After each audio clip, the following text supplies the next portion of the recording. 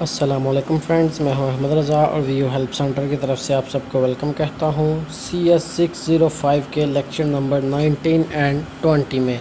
तो आज का जो हमारा इस लेक्चर का जो टॉपिक है वो है टाइप्स ऑफ रिस्क। हम इस लेक्चर में ये पढ़ेंगे कि कितनी किस्म के रिस्क होते हैं और कौन कौन से रिस्क होते हैं जो हमारे सॉफ्टवेयर प्रोजेक्ट में अक्कर हो सकते हैं और हमने किस तरह से इनको आइडेंटिफाई करना है, कैसे इनको मैनेज करना है और किस तरह इनको रिमूव करना है या एडिट करके मेंटेन करना है। ओवरऑल हर चीज़ के बारे में आज हम पढ़ेंगे कि रिस्क होता क्या है और ये किस तरह से अक्कर होता है। तो आइए हम पढ़ते हैं, आज के लेक्चर को स्टार्ट करते हैं। सबसे पहले टाइप्स ऑफ रिस्क। इसमें सबसे पहले है प्रोजेक्ट रिस्क कि प्रोजेक्ट में हमारे पास कैसे रिस्क आ सकते हैं। Impact, schedule and cost.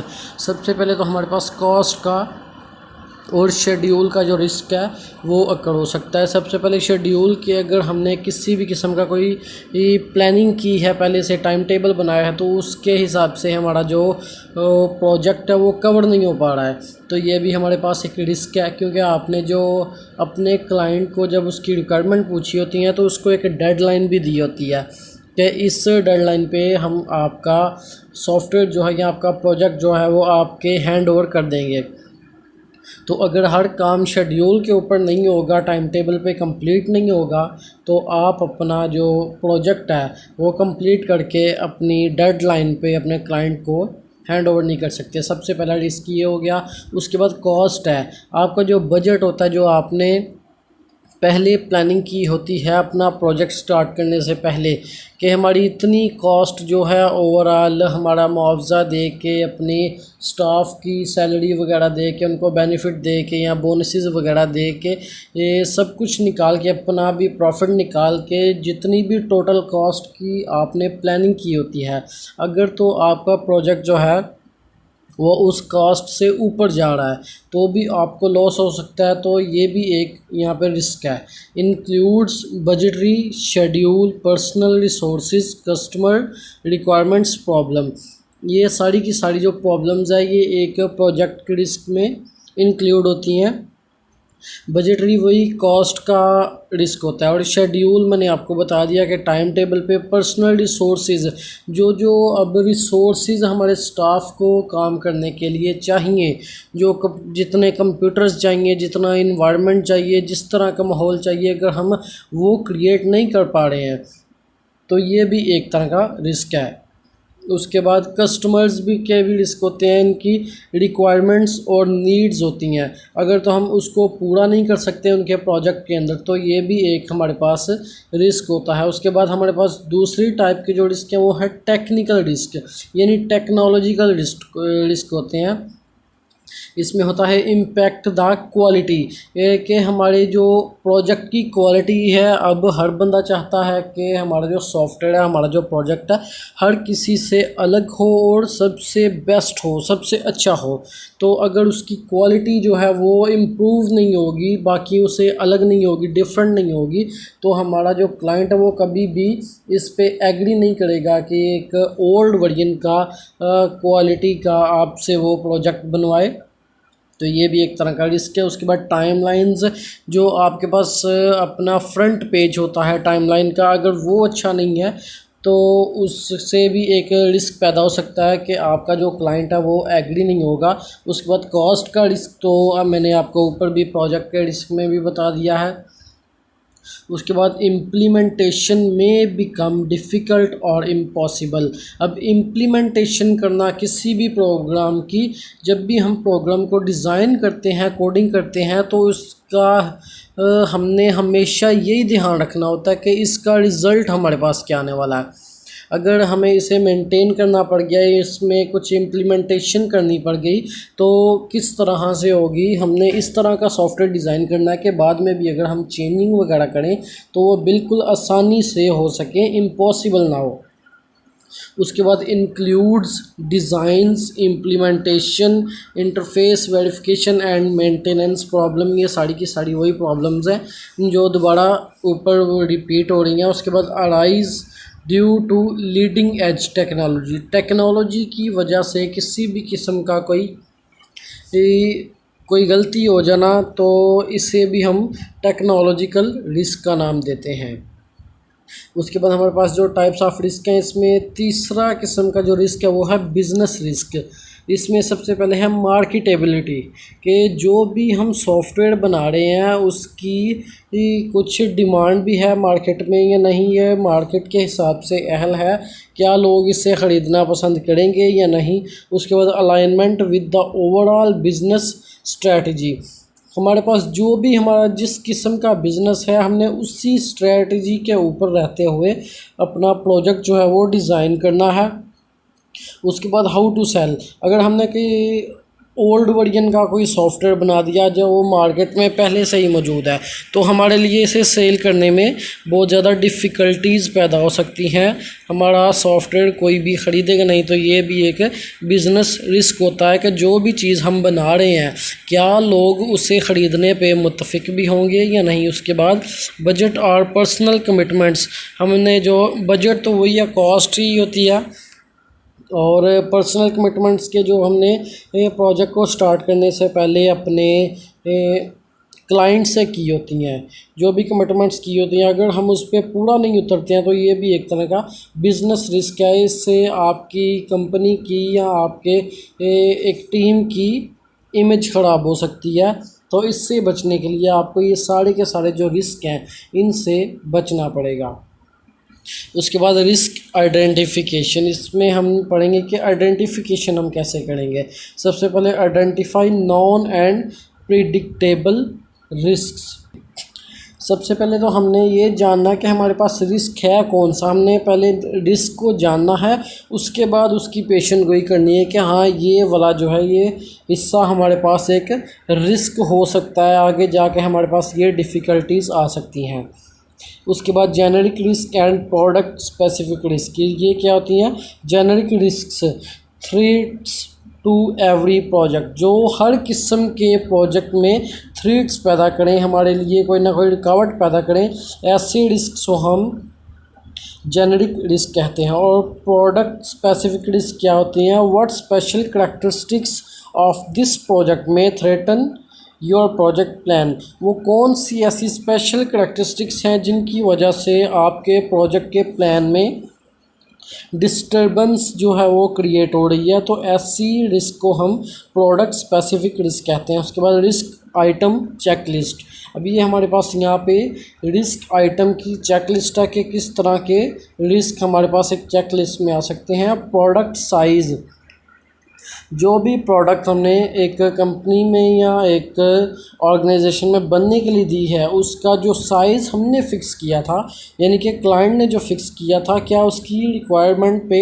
वो पूरे उतर रहे हैं या नहीं। उसके बाद बिज़नेस इम्पैक्ट, बिज़नेस के हमने पीछे रिस्क पढ़ लिए हैं कि क्या क्या इम्पैक्ट हो सकते हैं। उसके बाद कस्टमर करैक्टरिस्टिक्स, वही कस्टमर की जो नीड्स होती हैं। उसके बाद प्रोसेस डेफिनेशन, हमारा जो प्रोसेस है जो हमने सबसे पहले प्लानिंग की है वो हमने अपने ओवरऑल टीम के साथ डिस्कस करनी है, तो ये हमारा प्रोसेस डेफिनेशन है। उसके बाद डेवलपमेंट इन्वायरमेंट, हमने अपना इन्वायरमेंट क्रिएट करना है एक प्रोजेक्ट को क्रिएट करने के लिए। उसके बाद टेक्नोलॉजी टू बी बिल्ड, हमें हमारे स्टाफ को एक प्रोजेक्ट को डिज़ाइन करने के लिए जो भी टेक्नोलॉजी जो रिसोर्सेज प्रोवाइड होंगे वो हमारी ज़िम्मेदारी है कि एज आ हेड हमने इन्वायरमेंट क्रिएट करना है, उसमें हमें वो टेक्नोलॉजीज़ लाजमी अपने स्टाफ को देनी है जिनकी मदद से वो अपना काम पूरा कर सकें। क्योंकि उसके बाद है स्टाफ साइज़ एंड एक्सपीरियंस, अगर तो प्रोजेक्ट हमारे पास छोटा ही है तो फिर तो थोड़े लोगों से हमारा काम चल जाएगा, हमारा जो स्टाफ का जो साइज़ है वो कम लोगों के साथ भी चल जाएगा और जो हमारा प्रोजेक्ट होगा वो अपने टाइम पे कंप्लीट हो जाएगा। लेकिन अगर प्रोजेक्ट हमारा जो है वो बहुत ज़्यादा बड़ा है तो उसके लिए हमें ज़्यादा तादाद में लोगों को हायर करना पड़ेगा इस प्रोजेक्ट को कंप्लीट करने के लिए। उसके बाद एक्सपीरियंस भी बहुत ज़्यादा इम्पोर्टेंट है कि जो हमारा स्टाफ है जिसने इस प्रोजेक्ट पे काम करना है, क्या वो इस चीज़ के अहल भी हैं कि इस तरह का पहले उन्होंने कभी काम किया है, उनका इस चीज़ में एक्सपीरियंस है भी या नहीं, वो इस काम के लायक हैं या नहीं। ये सब चीज़ें हमें पहले से पता होनी चाहिए। उसके बाद रिस्क कंपोनेंट्स एंड ड्राइवर्स, इसमें सबसे पहले है परफॉर्मेंस रिस्क। परफॉर्मेंस रिस्क में हमारे पास आएगा degree of uncertainly that the product will meet its requirement and be fit for its intended use. जो भी कस्टमर की नीड्स हैं, जो भी उसकी रिक्वायरमेंट्स हैं, हमारा जो डिग्री ऑफ हमारी जो क्वालिटी है अपने प्रोडक्ट की या अपने प्रोजेक्ट की, क्या वो उसकी रिक्वायरमेंट्स पे पूरा उतर रही हैं या नहीं, ये हमारी परफॉर्मेंस होगी। उसके बाद कॉस्ट रिस्क का, ये बार बार यही आ रहा है कि कॉस्ट रिस्क के जो भी हमने बजट अपना क्रिएट किया है, क्या उस बजट के अंदर अंदर हमारा सॉफ्टवेयर मेंटेन हो जाएगा, क्रिएट हो जाएगा, हमारा जो प्रोजेक्ट है वो कंप्लीट होगा या नहीं। उसके बाद support risk, resultant software will be easy to correct, enhance and adapt. जब भी हम किसी भी किस्म का कोई सॉफ्टवेयर या प्रोजेक्ट प्लान करते हैं तो इसमें हमारा जो ध्यान है वो सबसे पहले क्रिएटिंग के टाइम से ही, प्लानिंग के टाइम से अपने रिज़ल्ट पे होता है कि हम जो भी काम करने लगे हैं इसका रिज़ल्ट हमारे पास क्या आएगा, किस तरह का रिज़ल्ट आएगा। अगर इसमें बाद में हमें चेंजिंग्स करनी पड़ गई तो वो इजी होंगी या डिफ़िकल्ट होंगी, ये इजी टू इन्हेंस होगा, अडाप्ट होगा, या ये डिफ़िकल्ट टू करेक्ट होगा। ये तमाम चीज़ें हमने प्लानिंग के टाइम पे ही देखनी होती हैं। उसके बाद हमारे पास रिस्क कंपोनेंट्स एंड ड्राइवर्स में है शेड्यूल रिस्क। शेड्यूल के बारे में हमने पीछे पढ़ा है, product schedule will be maintained, कि हमने किसी भी प्रोजेक्ट को स्टार्ट करने से पहले उसका एक टाइम टेबल बनाया होता है, एक शेड्यूल बनाया होता है कि इस टाइम पे हमने ये वाला प्रोजेक्ट, इसका ये वाला यूनिट और ये प्रोजेक्ट हमने प्रोजेक्ट कंप्लीट करना है। तो अगर हमारे सारे का सारा जो काम है वो बिल्कुल ठीक होता जाए तब तो हम अपने शेड्यूल के ऊपर बिल्कुल ठीक हैं। लेकिन जो हमारा प्रोजेक्ट है अगर वो हमारे शेड्यूल के ऊपर, हमारे टाइम टेबल के ऊपर कंप्लीट नहीं हो रहा है, मेंटेन नहीं हो रहा है, तो ये भी एक शेड्यूल का रिस्क क्रिएट हो सकता है। उसके बाद risk refinement, certain unreusable components have been implemented in a language that is not supported on the target environment. Reusable components have been implemented. अब ये जो इम्प्लीमेंटेड है रीयूजेबल कंपोनेंट्स, इनमें एक लैंग्वेज है जो हमने देखना है कि टारगेट इन्वायरमेंट, जो हमारा इन्वायरमेंट है, जो हमारे इर्द गिर्द का माहौल में है, उसमें ये लैंग्वेज जो है वो इम्प्लीमेंट हो सकती है या नहीं, या जो रीयूजेबल कंपोनेंट्स हैं वो इम्प्लीमेंट हो सकते हैं या नहीं। उसके बाद मिटिगेशन या मोनिटरिंग। मोनिटरिंग होता है किसी भी चीज़ को मोनिटर करना, उसे देखना, उसे समझना। इसमें है contact third party to determine conformance with design standards. अब यहाँ पे ये है डिटरमाइन करवाना हमने कि जो थर्ड पार्टी है हम उसकी सलाह मशवरा उससे कर सकते हैं, कंफर्मेशन कर सकते हैं कि जो भी हमने अपना सॉफ्टवेयर डिज़ाइन किया है, जो प्रोजेक्ट डिज़ाइन किया है, उसको एक थर्ड पार्टी ने मोनीटर करना है। फर्स्ट पार्टी जो बना रही है, सेकंड पार्टी हमारी टेक्नोलॉजी है, और थर्ड पार्टी हमारा क्लाइंट होता है जिसने आके कंफर्मेशन करनी होती है कि ये जो डिज़ाइन है वो स्टैंडर्ड है या नहीं है, ये बिल्कुल ठीक है या इसमें कुछ चेंजिंग वगैरह करनी है, मेंटेनेबल करनी है, इसे मॉडिफाई करना है, ये थर्ड पार्टी ने आके सिलेक्ट करना होता है। Press for interface standard completion, consider component structure when deciding on interface protocol. Interface protocol को जब हम डिज़ाइन करेंगे तब हम कंसीडर करेंगे कंपोनेंट्स ऑफ स्ट्रक्चर को। उसके बाद check to determine if language support can be acquired. हमने अपनी लैंग्वेज का हिसाब लगाना है कि हम किस इन्वायरमेंट में काम कर रहे हैं और किस लैंग्वेज पे हम ज़्यादा कंफर्टेबल महसूस करेंगे और किस तरह से हम काम कर सकते हैं। उसके बाद है मैनेजमेंट या कंटीजेंसी प्लान। इसमें ज़्यादा तो कुछ भी ख़ास नहीं है। Develop revise schedule assuming 18 additional components will have to be custom built. इसमें कुछ कस्टम बिल्ट कंपोनेंट्स भी होते हैं मैनेजमेंट में, जो मैनेजमेंट खुद से बना के अपना प्रोजेक्ट को डिज़ाइन करती है। एलोकेट स्टाफ अकॉर्डिंगली, स्टाफ को एलोकेट करते हैं। ये ओवरऑल इसमें कुछ ज़्यादा समझने वाली बात नहीं है।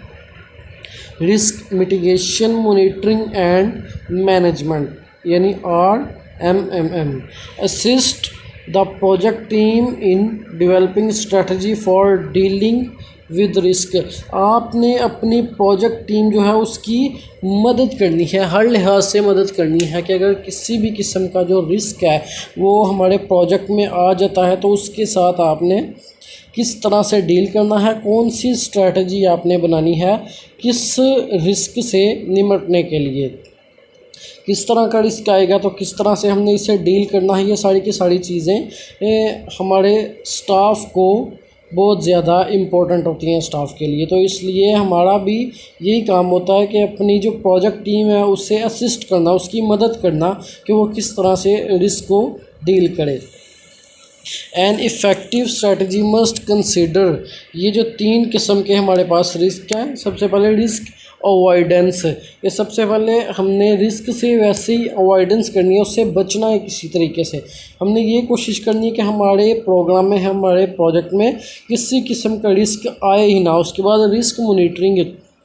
अगर कोई रिस्क आ गया तो उसे हमने मॉनिटर करना है, सबसे पहले उसके बारे में हम जानना है और फिर उसकी पेशन गोई करनी है कि ये वाकई एक रिस्क है। उसके बाद risk management and contingency plan.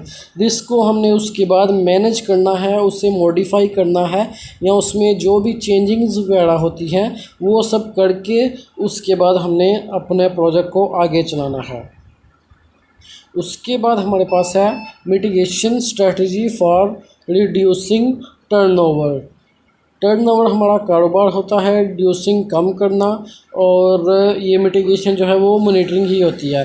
Meet with current staff to determine causes for turnover. अपने करंट स्टाफ से मिलें और उनके बारे में आप जानें। Poor work, for example poor work, अगर तो हमारे पास जो स्टाफ है वो अच्छा काम नहीं कर रहा है, उसकी वर्किंग जो है कंडीशन जो है वो अच्छी नहीं है, तो उससे मिलके इसके काज के बारे में जानें और उनकी ये प्रॉब्लम को हल करें। उसके बाद जो दूसरी रीज़न है वो है लो पे, कि जितना वो काम कर रहे हैं उसके हिसाब से उनको मुआवजा अगर नहीं मिल रहा है तो भी वो अपना पूरा दिल लगा के ये काम जो है वो नहीं कर सकते।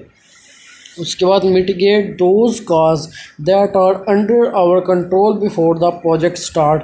प्रोजेक्ट को स्टार्ट करने से पहले ही आपने ये एग्ज़ामिन कर लेना है कि कौन कौन से रिस्क हमारे इस प्रोजेक्ट में आ सकते हैं और कौन से हमारे कंट्रोल में है। फ़र्ज़ करें अगर आप पे की बात की जाए तो अगर आपका स्टाफ जो है वो ज़्यादा पे आपसे मांग रहा है कोई भी काम करने के लिए, तो अगर तो आपके कंट्रोल में है तो आपको ज़्यादा पे दे के भी अगर वो काम करवाना पड़े तो आप काम करवा देंगे, क्योंकि आपको स्टाफ की ज़रूरत है। आपने अपने प्रोजेक्ट को कंप्लीट करना है किसी भी तरीके से, अपनी डेडलाइन पे आपने अपने कस्टमर को ये प्रोजेक्ट हैंड ओवर करना है।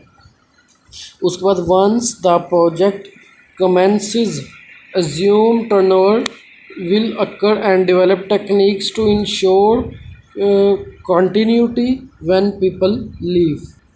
अगर कहीं पे ऐसा हो जाता है कि बीच प्रोजेक्ट के आपका प्रोजेक्ट अगर स्टार्ट हो गया है, अब काम चल रहा है, तो कई बार ऐसा होता है कि कुछ लोग जो हैं वो बहुत सारी रीज़न्स की वजह से आपका जो प्रोजेक्ट है वो दरमियान में ही छोड़ के चले जाते हैं। तो कहीं पे आपके पास अगर ऐसी सिचुएशन आ जाए तो आपने उसे कैसे कंट्रोल करना है, ये सब चीज़ें आपने प्रोजेक्ट स्टार्ट करने से पहले ही मद्देनज़र रखनी है। उसके बाद monitoring risk factors, general attitude of team members based on project pressure.